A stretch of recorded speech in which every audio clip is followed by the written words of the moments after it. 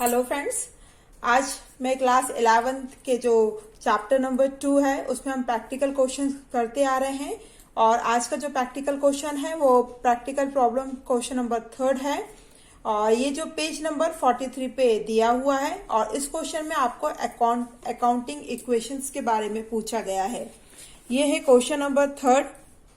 Give the accounting equation for the following transactions. इसमें mister Vaibhav started business with cash 1 lakh rupees, purchase goods on credit from Rita stores। ये सारे transactions हैं।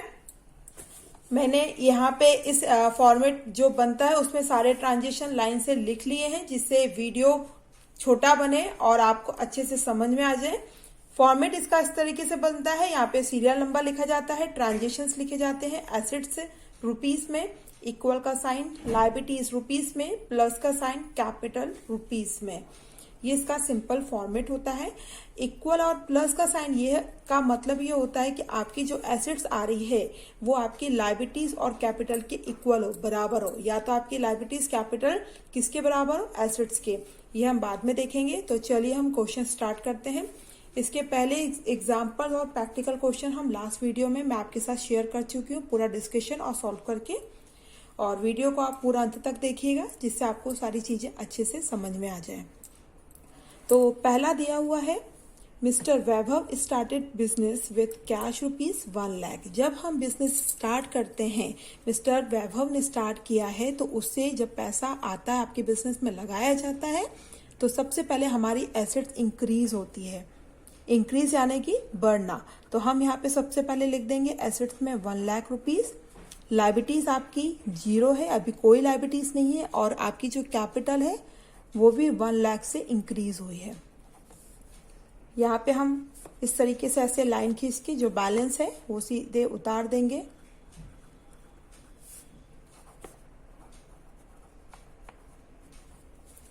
दूसरा कह रहे हैं, purchase goods on credit from Rita stores rupees 9,000। 9,000 रुपए से हमने गुड्स परचेज करे हैं।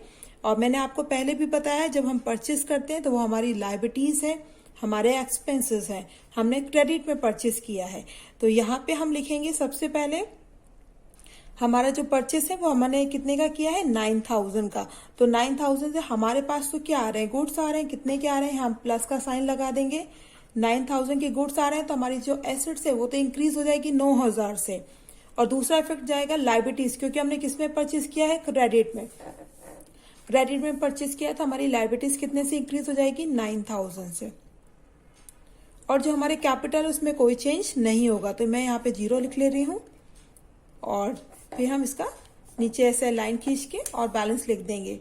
तो ये हमारा हो जाएगा 1,09,000, 1,09,000।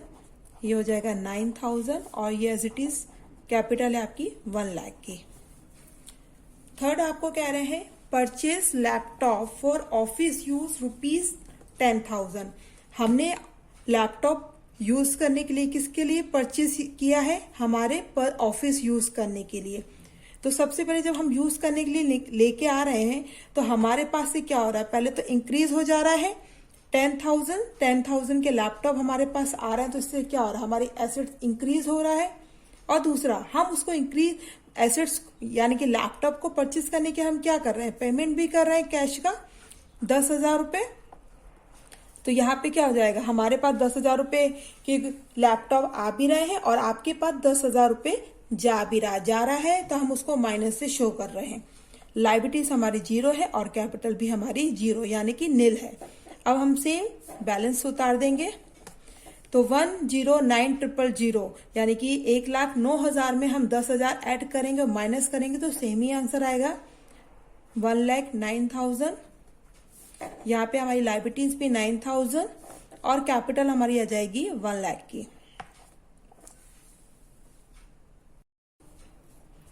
फोर्थ ट्रांजेक्शन है, sold goods to Reena on credit rupees 12,000। हमने गुड्स सोल्ड किए हैं क्रेडिट फॉर्म में 12,000 के, किसको? रीना को।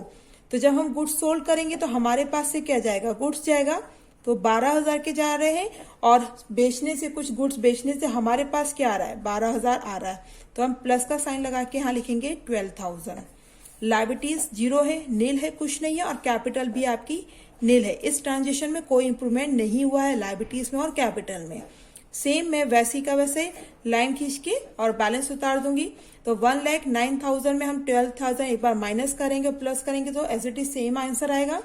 1,09,000 1,09,000 लायबिलिटीज हमारी 9,000 की है और कैपिटल हमारी 1 लाख की है। अगला है ट्रांजिशन दिया हुआ है रिसीव्ड इंटरेस्ट रुपीज 2,500 2500 रुपए हमारे पास रिसीव्ड हो रहा है पैसा इंटरेस्ट फॉर्म में, तो हम ऐड हो जाएगा, उससे हमारी क्या होगी, एसेट इंक्रीज होगी। तो हमने यहाँ 2500 इंक्रीज करके बताए हैं। लायबिलिटीज हमारी जीरो है, कोई ट्रांजेक्शन इस ट्रांजेक्शन में कोई फर्क नहीं पड़ेगा। और कैपिटल भी हमारी 2500 यानी कि 2,500 से इंक्रीज हो जाएगी। यहाँ पे हम बैलेंस निकालेंगे तो 1,09,000 प्लस 2,500 इक्वल टू इज 1,11,500। आपकी जो लायबिलिटीज है वो 9,000 आएगी और हमारी जो कैपिटल आ जाएगी 1,20,500।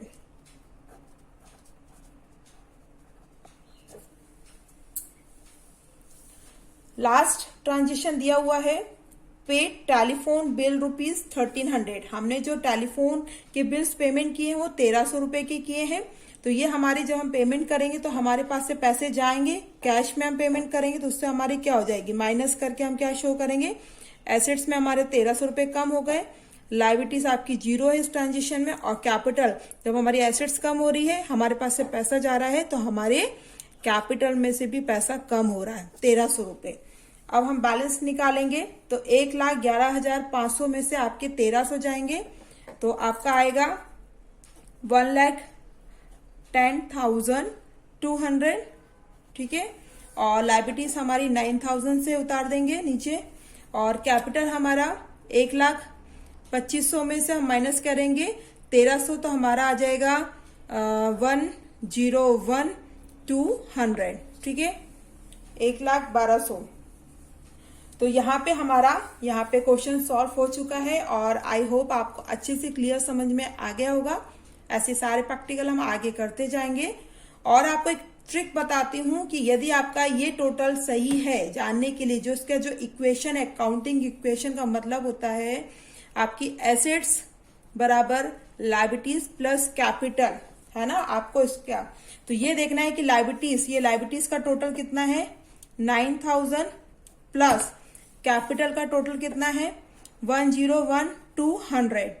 इन दोनों का टोटल करने पे आपका एसेट्स वाला अमाउंट आ रहा है कि नहीं, ये आपको चेक करना है। एग्जाम में भी आप ऐसे चेक करके अपना वेरिफिकेशन खुद कर सकते हैं।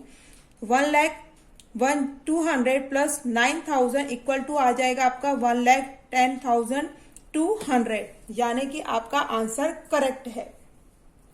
ये आप चेक करके आप खुद वेरिफिकेशन कर सकते हैं कि मैंने जो प्रैक्टिकल क्वेश्चन सॉल्व किया है वो सही है या गलत है। तो चलिए मिलते हैं नए वीडियो के साथ। यदि जो भी इस वीडियो को फर्स्ट टाइम देख रहे हैं और आपको मेरा पढ़ाने का तरीका अच्छा लगे तो प्लीज मेरे चैनल को सब्सक्राइब कीजिए। थैंक यू, मिलते हैं नए वीडियो के साथ।